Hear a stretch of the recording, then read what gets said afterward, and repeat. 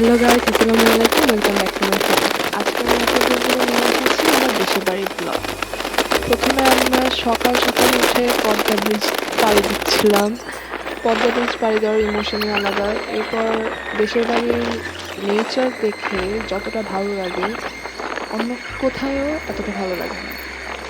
প্রত্যেকবার যখন আমি দেশের বাড়ি যাই, যাওয়ার এবং আসার সময় আমি রাস্তাগুলো দেখে খুবই ইমোশনাল হয়ে যাই।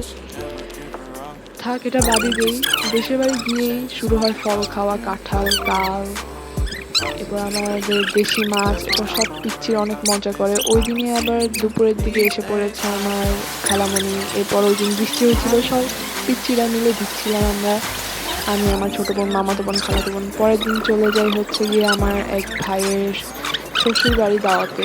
এরপর বাসায় এসে সবাই খিচুড়ি খায় এবং সবাই মজা করছিল।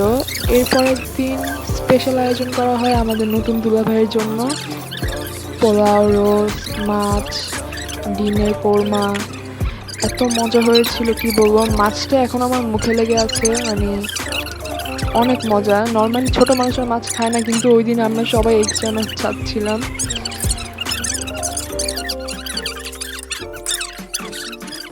আর দেশের বাড়িতে তো মাটির চুলায় রান্না করা হয়। মাটির চুলার রান্না আরও অনেক অনেক অনেক বেশি মজা লাগে।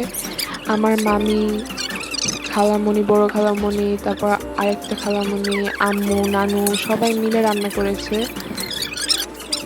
এর জন্য রান্নার টেস্টটা আরও অনেক বেশি মজা হয়েছে, যেহেতু সব মায়ের হাতের রান্না। এই যে মাছ, স্পেশাল মাছটা, এই মাছের আলাদা করে রেসিপি আমি খুবই শীঘ্রই আপলোড করব। এই যে পুরাটা একসাথে, এটা হচ্ছে আমার মামার জান টিয়া পাখি। এরপর একদিন সকাল সকাল আমরা রওনা দিয়ে চলে আসি বাসায়। 3 দিনের একটা সফর ছিল। সবসময় দেশের বাড়ি ছেড়ে আসার সময় কেমন জানি লাগে, খুবই খারাপ লাগে।